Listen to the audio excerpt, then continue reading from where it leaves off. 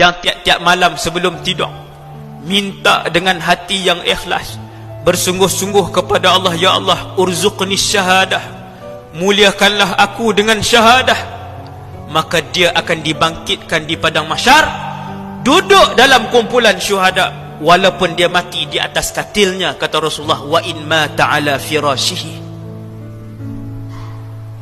Nah, ini dah dapat dah rahsia sebut.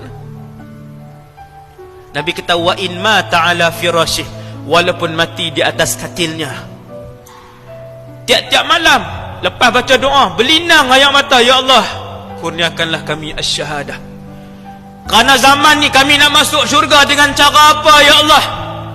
Zikir kami kurang, Quran kami kurang, sembahyang kami tidak khusyuk, sedekah kami kurang.